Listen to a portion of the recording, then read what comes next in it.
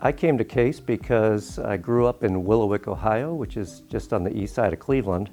I was interested in science and engineering, so Case was my #1 school. My parents had made it pretty clear that because they had 9 children, that they weren't going to be able to help us all through college.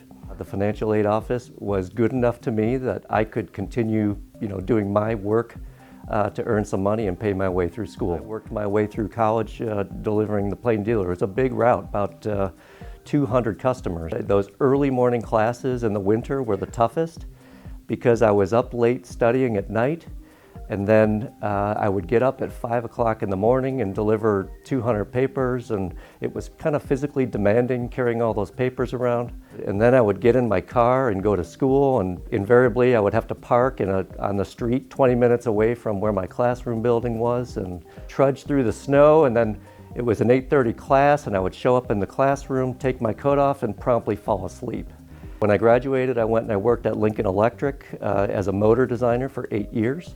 I had an opportunity to try something a little bit different. I went to a small company called Tri-Delta, and I ended up working at what was at the time TRW, and it became Goodrich, and then now it's currently known as Safron, but it's a French company, so not many Americans have heard of it, but I think most people can identify with the Goodrich name.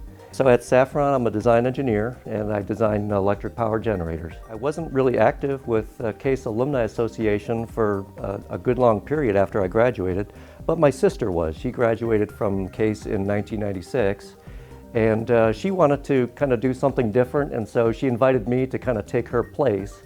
And I was offered a position on the board, and I took it, and I requested to be on the scholarship committee. The reason why I did that was because I thought, there's really no more direct way to help out students who, in many ways, were like myself, that were financially strapped. I think, when you come to a place like Case and you're here for 4 years, it can't help but make an impression on you, so much so that I think Case becomes part of your identity.